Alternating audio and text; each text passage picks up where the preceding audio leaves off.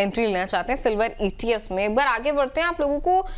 एक डेटा और दिखाते हैं। 2026 में चांदी का आउटलुक क्या कुछ देखा जा रहा है, अलग अलग जो ब्रोकरेज फर्म है क्या कुछ आउटलुक लेकर चल रही है, चांदी का भाव कहां तक चढ़ सकता है, कहां तक पहुंच सकता है। देखिए कोटक सिक्योरिटीज सबसे पहले देखते हैं क्या आउटलुक दिखा रही है, क्या कुछ प्रेडिक्शन चल रही है, कहां तक चांदी पहुंचेगी। तो कोटक सिक्योरिटीज के मुताबिक 75 से 80 डॉलर प्रति ऑन्स का भाव जो है हो सकता है क्वार्टर 1 में 2026 के चांदी यहां तक पहुंच सकती है। दूसरे नंबर पर जेएम फाइनेंशियल है, इसने भी कहा है कि 78 से 80 डॉलर प्रति ऑन्स का भाव टच कर सकती है चांदी जो है क्वार्टर 1 में ही। आनंद राठी शेयर ब्रोकर्स की अगर बात करें 70 से 72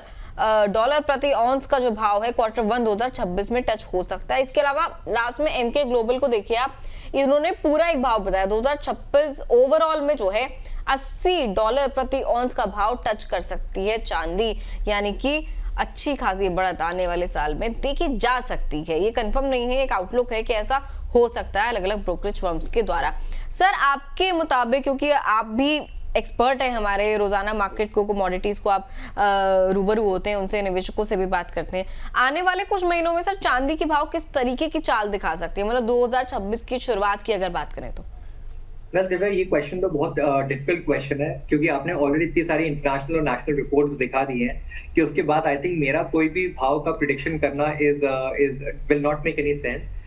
मुझे भी ऐसा लगता है कि यस ऑब्वियसली चांदी अपने एक क्लस्टर के अंदर रहेगी, उसके वैल्यूज या उसको प्रिडिक्ट करना बहुत मुश्किल है। But yes of course investors अगर इन्वेस्ट करना चाहते हैं तो मैं अगेन एक ही सजेशन और सलाह देना चाहता हूं कि ऐसा ना करें कि वो अपना पूरा का पूरा पोर्टफोलियो लिक्विडेट करके सोने और चांदी में ही डाल दें। That is not the right move, point number 1। और पॉइंट नंबर 2 जो मेरे ख्याल से बहुत इंपॉर्टेंट है वो ये है कि आप कैलिब्रेटेड तरीके से आप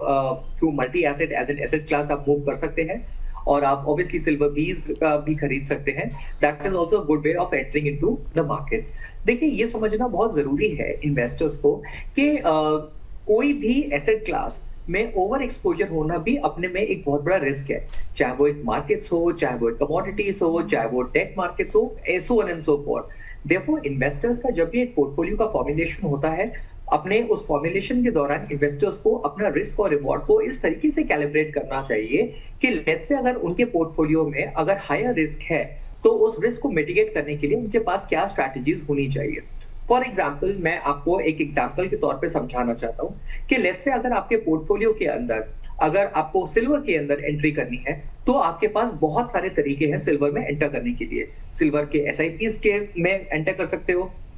थ्रू म्यूचुअल फंड्स और थ्रू ईटीएफ रूट, और फॉर एग्जाम्पल आप सिल्वर की multi asset as an asset class में एंटर कर सकते हैं। So that is a good way of hedging against the equities, but make sure that you are not overly exposed in such asset classes, क्योंकि जब अगर fall आता है तो आपके पोर्टफोलियो में भारी गिरावट आती है, जिससे आपकी फाइनेंशियल प्लानिंग, फाइनेंशियल एनालिसिस भी टॉस पे चला जाता है।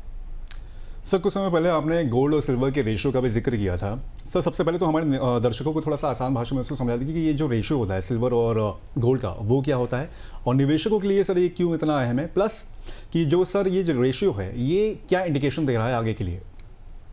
मैं आपको बताना चाहूंगा सबसे पहले दर्शकों के लिए तो ये रेशियो इतना इंपॉर्टेंट नहीं होता जितना इंपॉर्टेंट ये इकोनॉमिक एनालिस्ट और मार्केट्स के पॉइंट ऑफ व्यू से ये रेशियो बहुत इंपॉर्टेंट होता है। जनरली मैं इन्वेस्टर्स को एक समझाना चाहूंगा कि गोल्ड टू सिल्वर का एक स्पेसिफिक रेशियो होता है जो जनरली 0.8% का होता है। दैट मीन्स अगर गोल्ड बढ़ता है और तो सिल्वर भी इस हिसाब से बढ़ता है कि उनका जो एक निर्धारित न्यूमरेटर और डिनोमिनेटर का रेशियो होता है वो 0.8 के आसपास कैलिब्रेटेड रहता है या मेजर्ड रहता है।